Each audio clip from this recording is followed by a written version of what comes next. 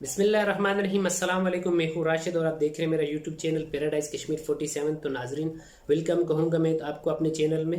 اور اگر آپ نے ابھی تک میرا چینل سبسکرائب نہیں کیا تو چینل کو سبسکرائب کر لیں, ساتھ میں بیل آئیکن کو بھی پریس کر دیں تاکہ آنے والی تمام اپڈیٹس آپ تک پہنچتی رہیں. تو ناظرین آج بات کریں گے عمان میں جو کرونا وائرس کے کیسز آج ایم او ایچ نے جو رجسٹرڈ کیے ہیں نئے کیسز, ان کی تعداد ٹوٹل ہے آج کی جو ہے 231.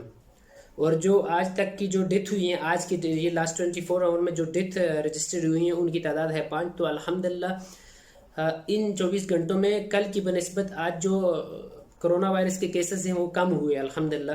تو ابھی تک جو ٹوٹل تعداد ہوگی ہے ان میں بھی اضافہ تو ہوتا ہے جب, تو اس کی تعداد ہوگی 1,21,360.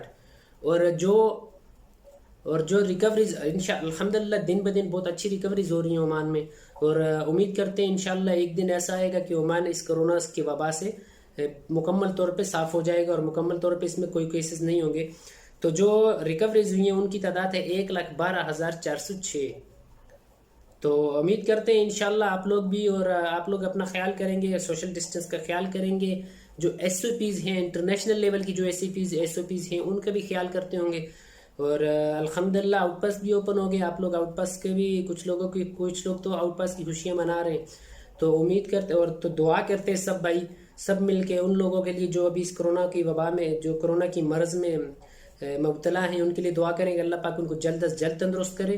اور جو اس کرونا سے اس دنیا سے کلمہ پڑھ کر رخصت ہو گئے اللہ پاک ان کو جنت, ان کے درجات بلند کرے اور ان کو جنت میں اعلیٰ مقام نصیب فرمائے.